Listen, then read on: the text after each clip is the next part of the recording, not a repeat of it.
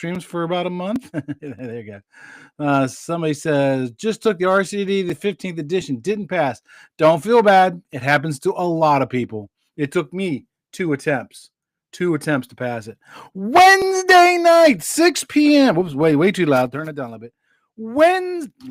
Still too loud. A little further. Wednesday night, 6 p.m. Eastern Standard Time. It's time for your weekly dose of Let's Talk Cabling live chat. Got lots of questions tonight. I think I got like 10 or 12 questions because I've been storing them up. As you notice, I took a break from social media from about, I think, the second week of December. I think it was. I quit making content. Yeah, and didn't do any podcasts, didn't do any live streams. The only thing that went out was just regularly posted social media stuff that's already scheduled. And as I said in my, if you didn't listen to my podcast on Monday, I needed a break.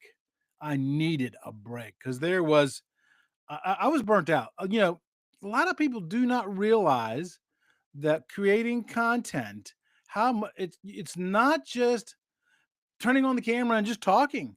You got to research the subject, or you got to coordinate the questions together. You might have to coordinate guests to come on the show, and then you got to record it, then you got to edit it, then you got to post it, then you have to interact. For every 1 hour of content, there is easily 3 to 4 hours of back work to that. Yeah. So it says I got a chat here in the sync, but I can't seem to pull it up. Here, we'll type in test because I can't seeing the chats on the other places. There we go. So first live stream of 2025. So you're gonna have to be gentle on me if I don't quite, if I kind of mess up my steps. But we always start every episode off with, "What are you drinking? What are you drinking?" Okay. So Chuck is drinking Earl Grey tea. Because it's 30 degrees outside. 30 degrees. Yes, it's cold in Florida. Thank God I put the plastic up on the greenhouse, because otherwise my aquaponics would have crashed. So somebody says I'm on a break from East Coast Ken, TikTok, and YouTube channel right now, being on for a little bit. Yeah, so yeah, I agree. It takes a toll. It takes a toll. Hey, make sure you put in the chat box what it is that you are drinking. Okay. I also have here too, next to me, a Cola Zevia. Mm-hmm. Here's the weird thing is, I am not one of them people that can just drink tea all the time or drink coffee all the time. I only drink hot fluids when it's cold outside. Baby, it's cold outside. It's 30 degrees. It's 30 degrees. All right. So East Coast Ken's drinking Sprite and blue Powerade mixed together. Oh, that sounds good. That actually sounds good. Right? All the tears for my helpers. I love that. 10,000 points to tell Tom guy. That's funny. That's all heck. Also, I apologize for my eye. I've got a little bit of an eye infection going on. Also, apologize for my finger. Stupid thing. I was out building a chicken brooder for my wife, and I had a folding pocket knife, and the folding pocket knife closed. Ow! I just hit my finger. Can't fold it on my finger. Cut it right across the knuckle. I had to go to the emergency room, and they get a tetanus shot, and they glued it together, and they said I got to keep this thing on for, I can't remember if it's 24 or 48 hours. I'll have to ask the boss, my wife, because she's got the instruction sheet. So all I know is, man, it is. my son says, you got to keep that finger working right for your road rage. Yeah, there you go. Oh, the acronym challenge. The acronym for tonight, the challenge is BICSI. BICSI. What does that mean? Put your answer in the chat box. BICSI. I'm still trying to get this chat box to work so I can see what people are saying. I mean, maybe it's this one. There it is. Yes, I got it to work. But I can't tell who's saying stuff though. Let me see. Somebody says, "Hey Chuck, got a gold cup of Thai milk tea." Thai milk tea. I'm gonna have to try that. That sounds good. I love Thai food too. Sean's in the house. Sean says, "Water in his Milwaukee pack out mug." Man, those things are expensive, aren't they? Ray Klein's in the house. Happy first podcast of the year. Yes, he said he's drinking water. You see, but the thing is, up there in Pennsylvania, you're used to the cold. I'm not. So somebody's drinking lemon water and honey, and somebody's same old water in my Milwaukee packet. Oh, there we go. So yes, there it is. Daryl, the RCD, got it. It's Building Industry Consulting Services International. 10,000 points to Daryl. Good job, buddy. Good job. Of course, you better know because you're an RCDD, a registered communications distribution designer. Yes, you better know that. Hey, tell me in the chat box, are any of you guys going to the Bixie conference in a couple weeks? Let me know in the chat box. I'm going. I'm not going as a podcast person. I'm going for my day job. So I got booth duty on Monday night. So excuse me, and I'm coming down with something. So let me know. Are you going to the Bixie conference later on? If you are, dude, let's meet up. Yeah, let's meet up. So Telecom Guy says he's doing virtual this year. Yes, they got one really great master class. So when you go to the Bixie conferences, they got the regular conference, and then they do these things called master classes. They usually do them on Sundays and Mondays, and they cost extra. They cost extra. So I just purchased 2 of them today. And because I'm a Bixie member, they were, I think, $185 each on top of the conference fee. There's one master class that I want to go to so bad, but I can't attend it because it's at the exact same time slot as a meeting for my day job. And that master class is, so if any of you guys go and you attend that master class, get in touch with me. It's a master class about the NEC and the changes coming down the pike. And you know that, there's some movement now about classifying what we do as low voltage technicians to be done by electricians, not by us anymore. So I really wanted to attend that masterclass, but it's obviously not going to happen. So let's get straight to the questions. Straight to the questions. Dun, dun, dun. Oh, before we do that, I want to talk about the last couple podcasts. Okay. I am in the middle of a 3-part series, a 3-part estimating series. I already done the first 2 parts. So the third part, which will be coming out this Monday, is going to be talking about work breakdown structures. What is it? How do you use it? How to use it to estimate projects, stuff like that. But I kind of broke that series up a little because it really should have aired. Today's Wednesday. It should have aired 2 days ago. But I broke in and did a special episode for 2025 because I got to thinking 2025, New Year's resolutions. Everybody's making resolutions to lose weight and stuff. Why not make a resolution to get more knowledge, to make more money, to be more successful? So I did a whole episode on must attend events in Q1 of 2025. Obviously, I talked about the Bixie conference. And the second thing I talked about was TechFest. TechFest in April. Yours truly is going to be a keynote speaker there, talking about bonding and grounding. So I suggest you go to both. The Bixie conference is going to cost you over $1,000, and actually their early bird price is expiring here like tomorrow, I think, and then the price is going to go up. TechFest is only $249 for a 2-day event that I'm helping the C-suite of Technology Worldwide to get that recognized for CECs. So 2 days worth of CECs for $249. And that's because it's half price right now. And even if you miss the early bird pricing on that, it's still, I think it's going to be like $499. That's $499 for 2 days of training. It don't get much better than that. And it's a great community. Look up Technology Worldwide. It's a great community to be involved in. They always have community over competition, always helping each other. I highly suggest that community to everybody. So that's why I kind of interrupted the series. All right, now let's get straight to the questions. The first question comes from Jessica Miller, and she says, "What is the most common mistake that installers make when terminating fiber optic cabling?" Yes. So if you ask anybody who does anything with fiber, anybody manufacturer, any fiber trainer, they're always going to tell you keep everything clean.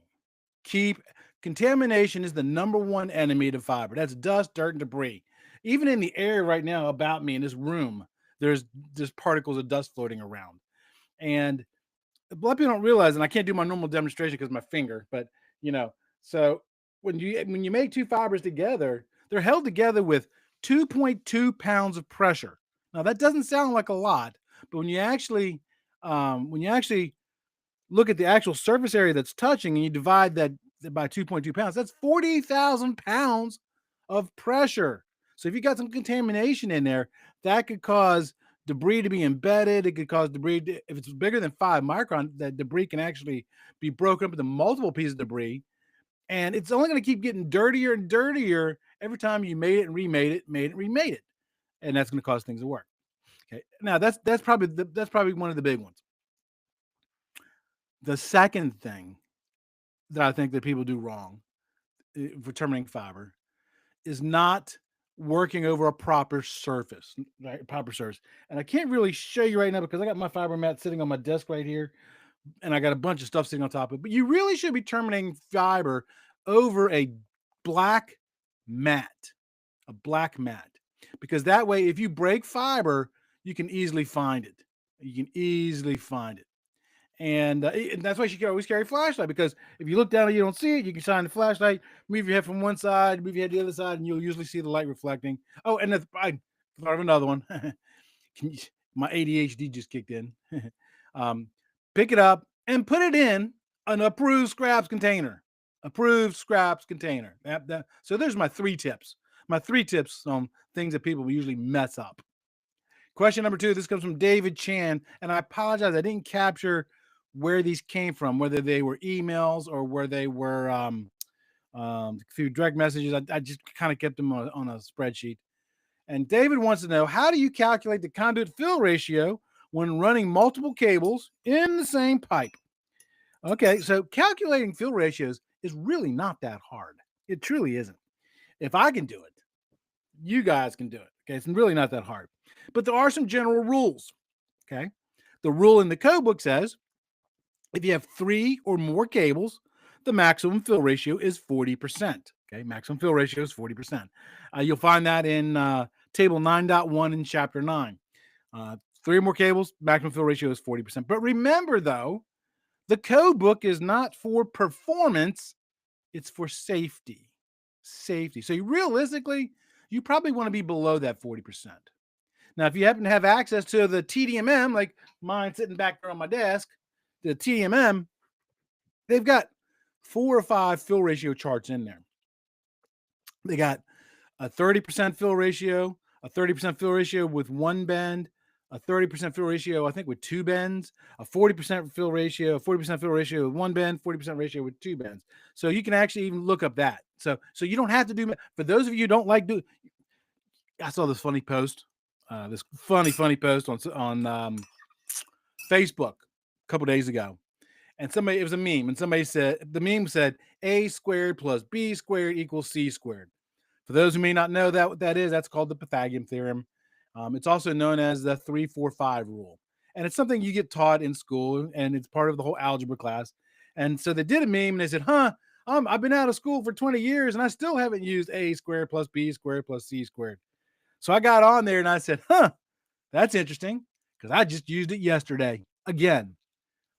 I'm building I told in my podcast episode on Monday, I'm building a 20-year chicken coop. I want to make sure everything's square. And so yeah, you do that, right? So why did I go off on that tangent? I don't remember why I went off that tangent. So anyways, if you're not good at math, look at the charts in the TMM. And I really suggest you be closer to 30% fill, not 40% fill, because that's going to be less stress on the cables. And that leaves a little bit of growth for somebody to put cables in behind you. Okay, so the fill ratio, the 2 big limiting factors is the number of bends that you're pulling through, right? And the size of the cable and the friction coefficient is, I think, what they call it, friction coefficient. So the more bends you have, you got to use cable lubricants. You got to derate your fire stop. this is another one of those areas where codes and standards kind of part ways, right? Remember this: codes are for safety, standards are for performance. Standards always meet or exceed the codes. So the code book says when you're putting in a conduit, you can have up to 180 degrees of transition. That's 490-degree bends. The standard says for low voltage, 290-degree bends. Okay, so you're not putting as much stress on the cable. So always try to follow those rules. Next question comes from Maria Gonzalez, and she says, Chuck, what is the difference? What is the difference between T568A and TIA568B standards? That's a great question. I could do a whole 30-minute show just on that alone. But I'm only on question 3 and I got 9 more questions. So I'm gonna make this quick and simple. Okay, the biggest difference between those two pairs is where the orange and the green pair land. Okay, so if you look at an RJ45 layout on a T568A, the green pair is pins 1s and 2, right? And then the orange pair is pins 3 and 6. And they're reversed with the orange pair. On the orange pair is pins 1 and 2. On B, the orange pair is pins 1 and 2, and the green is pins 3 and 6. So they flip the orange and the green pair. There's a whole history behind why they do that. I'm not going to get into tonight's show because I don't have the time for it. But I've done TikTok videos on this. I've talked about it on the podcast episode. Go look at those things.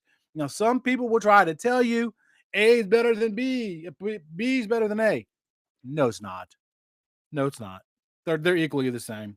I did an episode one time where I took a cable, terminate A, test it, cut all ends off, terminate B, test it. Test results are almost identical. Almost identical. Now, so you can use A or B for any kind of commercial job or government job.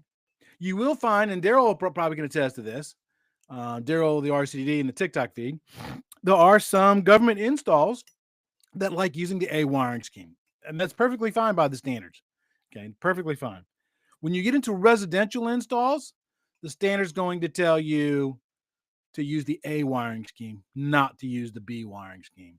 And the reason it tells you to use the A wiring scheme is because the A wiring scheme is backwards compatible with an old wiring scheme called USOC, and that means it's backwards compatible with 2-line phone equipment. So that's why, so A or B, commercial, doesn't matter. Just make sure that if you use A, you do A on both sides. If you do B, you do B on both sides. You don't do A on one side and B on the other. You'll run into. And some people try to tell you, oh, but Chuck, what about crossover cables? Crossover cables. Yeah, okay. Talk to me like it's 1989 again, right?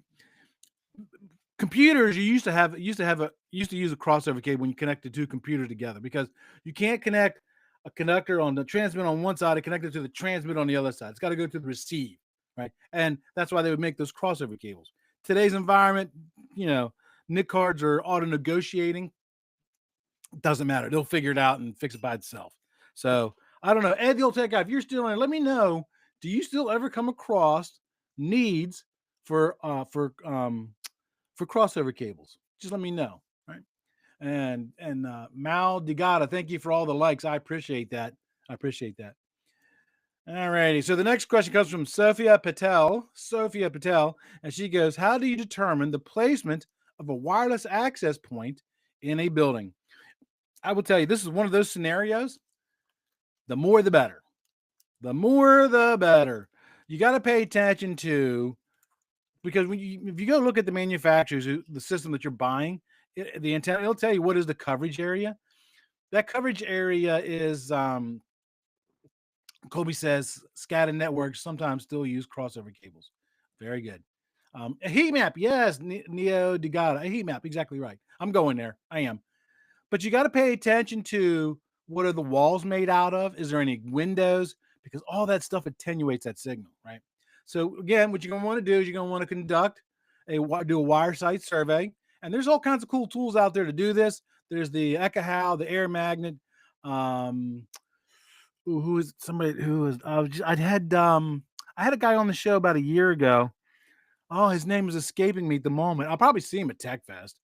And I had him on the show. We talked about doing wireless site surveys, and because because if you look at just the square footage, you'll give you one number, but as soon as you start measuring through walls, you might have to put in more. So make sure wherever you place those access points or APs, make sure that you place them strategically so that way you minimize the interference and you maximize the signal strength. So get that equipment, or if you don't want to buy the equipment, you can also rent the equipment. Yeah, look up rent telco. I guarantee they rent that piece of equipment. I guarantee it. Question number 6. This is from James Wright. What's the difference between patch panels and consolidation points in structured cabling? That is a confusing thing, isn't it? Because we're taught as technicians that splicing the cable is bad.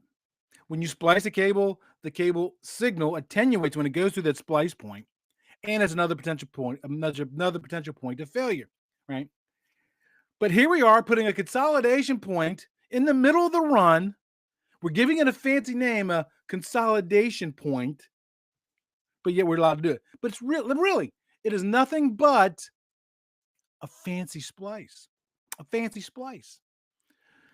Here's why. I'll answer your question in 1 second, Nia, and if I don't answer, please remind me. Here's the difference. Patch panels are at the very beginning of that permanent link. Okay, they are a hard structure point where you can cross connect, stuff like that. Consolidation points are in the middle of the permanent link, and they're really there for when you have a customer who's going to be doing constant moves with the furniture. You'll see them happen a lot in open office environments like modular furniture stuff, where they're rearranging furniture, because you don't have to pull that cable from the new modular furniture location all the way back to the telecom room. So the consolidation point, you only have to run from the consolidation point to the new location. So consolidation points are not for end users; they're for us, the technicians. And you got to be careful with them. They should also only house, excuse me, got the hiccups now, passive equipment. Passive equipment. So let me answer this guy's question real quick before I get too much for long. I forget. So Neo wants to know, loaded patch panels or not? That's a great question, Neo. And I asked that question. Those of you who know me, I'm an instructor, right? I teach class. This is what I teach for a living. And that comes from, because I've been in the industry for like 43, 44 years. I didn't start teaching until about 13 years ago. And every class I always ask students that, which do you prefer to terminate? The keystone patch panels, or what Neo's calling the loaded patch panels, or the 110 style patch panels? And to me, if there's no customer preference, I would probably use the keystone panels. And here's why. Keystone panels, you can put all different kinds of cable on it. You can put Cat 5e, Cat 6, Cat 6a, HDMI, audio, F connectors, all on the same patch panel. You can't do that with a traditional 110 patch panel. So with a 110 patch panel, for example, you're going to have one patch panel for every level of cable you have. So you're going to need one for 5e, one for 6, one for 6a. So and another thing I like about the 110 style panels is it gives you the ability to color code your drops. So if you have a customer putting in, say, 2 drops every outlet, and one drop is for operations, the other drop is for the management. Okay. And you can color code them. You can have the management in red and the operations in yellow. Well, you can duplicate that on the 110 panels easily. I tell you, who's really good at doing this. Look him up. He's all over social media. Pierce is his name. He has a channel called All Green Lights, and he loves color coding his RJ45. His 110 keystone panels. So patch panels are for distribution points in the head end, and the consolidation points are for just moves, adds, changes out in the middle. So there you go. Question number 7 from Emily Carter. How do you avoid cable damage when pulling long runs through conduit? Great question. Great question. Use cable pulling lubricant, not Dawn dish soap, not whatever. Use a cable pulling lubricant that is specifically designed for high performance data cabling, and only use as much as you need to get it through the conduit. Put too much lubricant on a cable, you can cause that cable to fail, because 97% of cable pulling lubricant is water, right? So only use enough to get it through that run. Okay. The cable pulling lubricant will reduce the pulling coefficient and allow the cable pull through faster and simpler and easier. And also make sure you don't exceed the maximum pulling tensions. I'm working on an episode where I'm going to take some cables and I'm going to pull it. The maximum pulling tension for balanced to spare cable is 25 pounds. So I got a meter. So I'm going to take some cable and I'm going to pull it at 50 pounds. Copper cable. I'm going to pull it at 70 pounds, 80 pounds. And I'm going to test the cable to see, hey, does it really make a difference? Be watching out for that episode. That'll probably be Q2 because I got to finish building my podcast studio. Got to finish building. TJ's in the house. How you doing, TJ? The Bixie Cable Skills Challenge winner of last year's in the house. Hopefully he'll be the Cable Skills Challenge winner of this year too. Make sure you and I meet up, TJ, at the conference. We can do a TikTok together or something.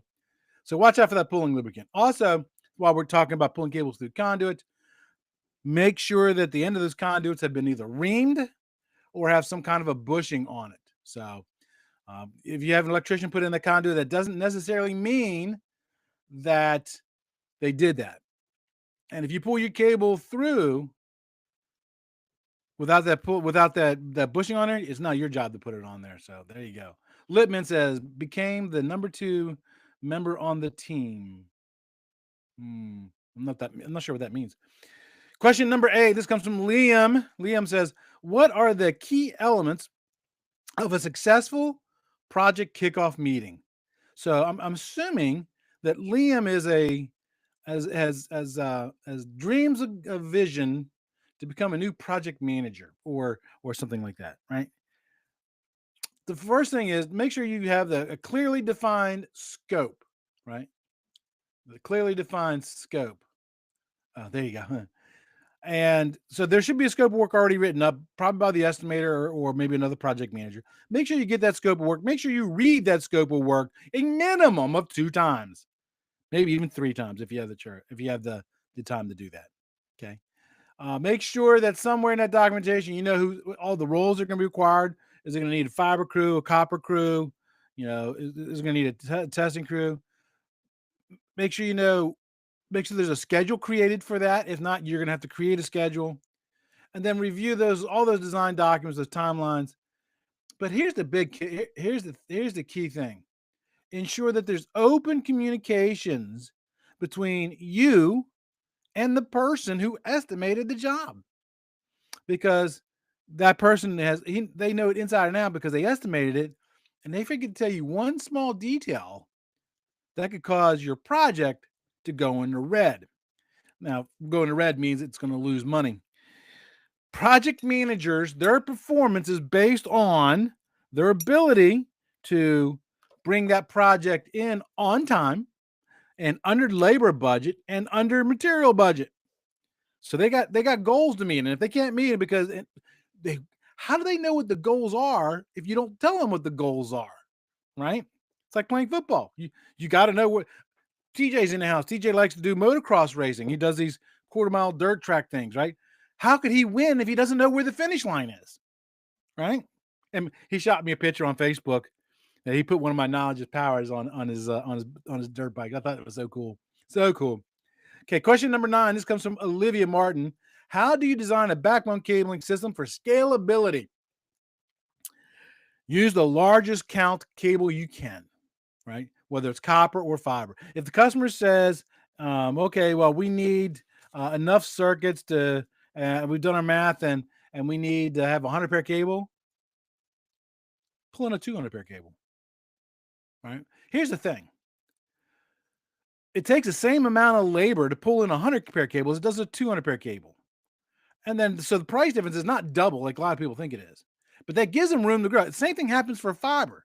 If they want a 6-strand, pull in a 12-strand, right? And with fiber, it's even better because the weight difference between a 6 and a 12-strand is really not that much, right? So 50% growth is really what you want to aim for. So make sure you try to put in as much as you can. And also make sure that you follow the ANSI 568 standards, and also watch out, make sure that you follow the TIA 942 standards as well. And also make sure you follow the, if it's outside plant, the outside plant design reference manual. Because I actually got a class I'm working on with Phil Klingsmith For those of you trying to get your outside plant certification, be on the lookout for that class. I'm also kicking off an RCDD study group the second week of February. It's a 26-week program, so be watching social media for that to be announced. So somebody says, good chance you might go over your bid, though. So that's a great point, Neil. I appreciate that. That's an absolute fantastic point. So if you're in a competitive bid scenario, what I would do is I would say, okay, the scope of work says to run 100 pair cable. Here's the price for that. And then I would give them an addendum or a la carte menu at the bottom. Say, look, instead of doing a 100 pair, because that's maximum growth, here's the price to put in a 200 pair, and let them see that. So that way you're still pricing in the 100 pair cable. So if you get your price compared to one of your competitors, you're not going to be overbid. Does that make sense to you, Neo? So that way you're giving the customer what they asked for, but you're giving them a little bit more information to make an informed decision. And here's the thing. The customer might choose you over them because they say, hey, this guy's thinking about, we didn't think about growing for future, right? So there you go. Let me know if that makes sense to you, Nia. Question number 10. What are some best practices for bonding and grounding in telecommunications rooms? I talked about TechFest in April. I'm doing a 1-hour presentation on bonding and grounding, 1-hour presentation on it. And it's going to be recognized for CECs. And I'm still going to teach that class even afterwards. So be watching out for that one. I'll do online bonding and grounding classes. And you can watch that class. There will be a fee for that class. But it's not because I'm trying to become rich. It's because I'm trying to get money into the podcast to make more content. And I need money to do that. So always follow the 607 standard, the ANSI 607 standard. And make sure that you always use a telecommunications grounding bus bar, a TGB, or the prime. It's not actually, and it's not called the TGB. It's called the secondary bonding bus bar, SBB, and the primary. So there's some requirements there. There's some sizing requirements, some placing requirements, and all that stuff. So, what is the website for TechFest? Oh, that's a great question. I don't know it off the top of my head. If you do a web search, or actually, Daryl, I think you and I are friends on LinkedIn. All right, so go on LinkedIn, look at my profile. You'll see where I posted I'm being the keynote speaker there.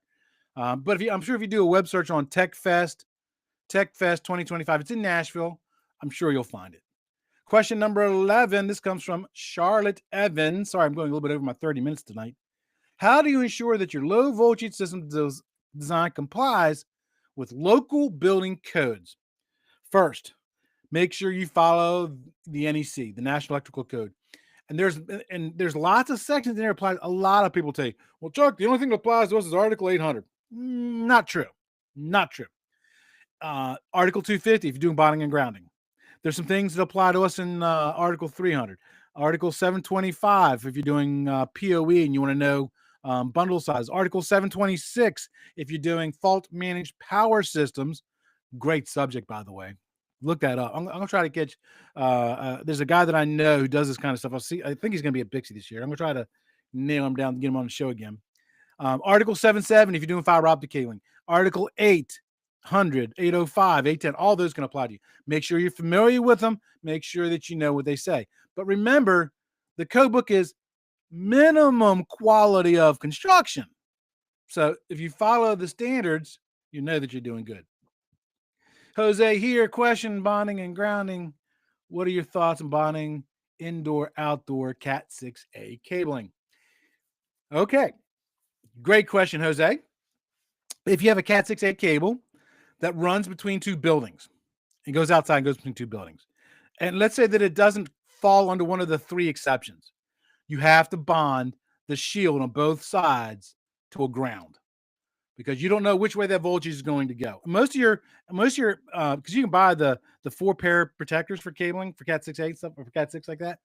Make sure you bond that to a ground and bond that shield to a ground. There are 3 exceptions. Let's see if I can remember off the top of my head.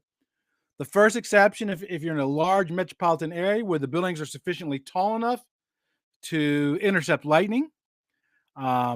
If you're running a cable between 2 buildings, if that second building is within the cone of protection, you don't have to put in lightning protection.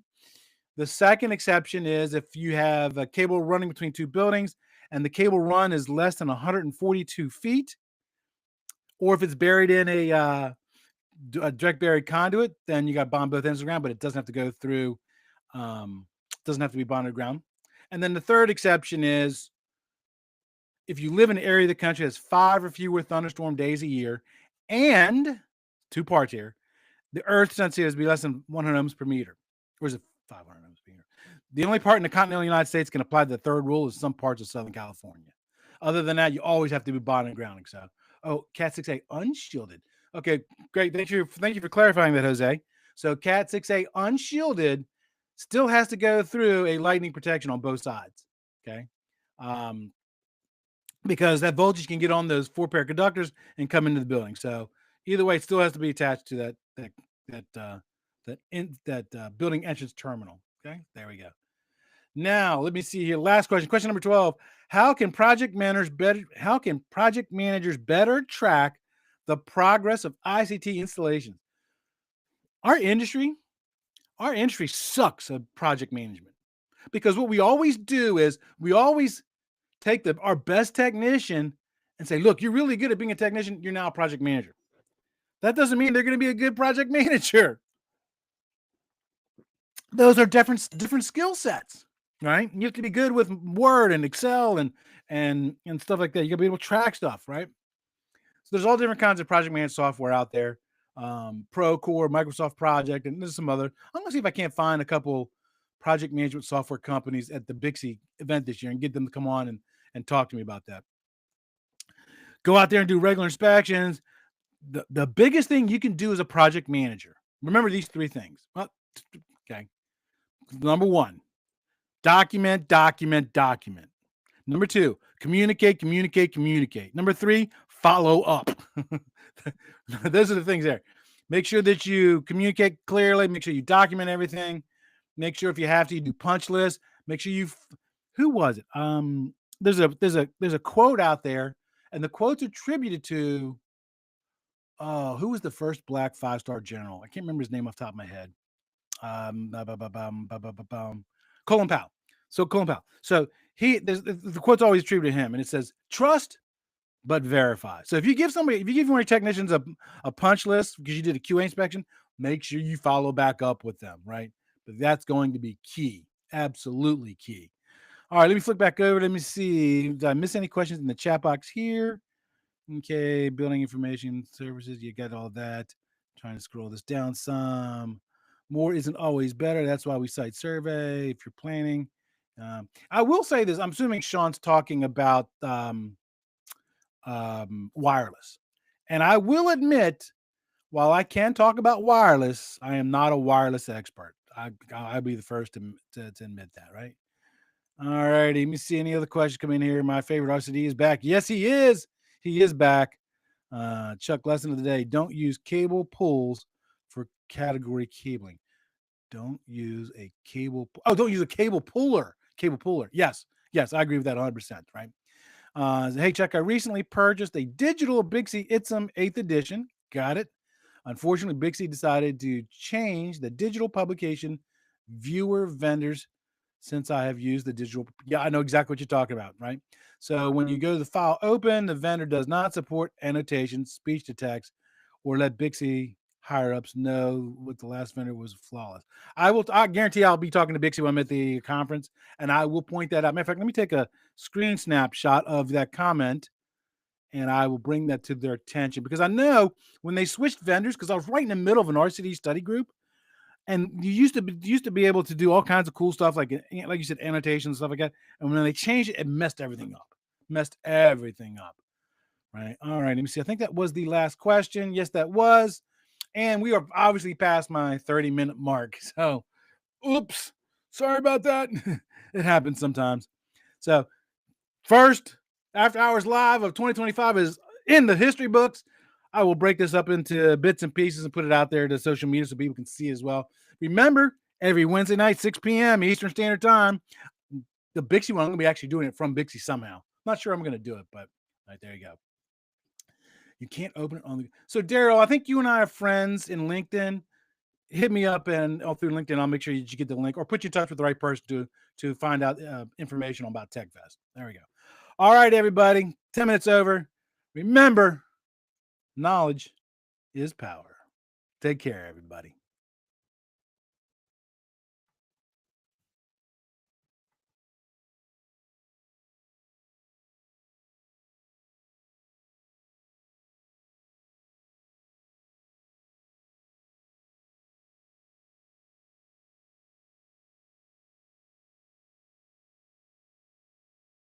because I was supposed to hit stop. Oh, I hope I didn't mess that up. Uh, uh,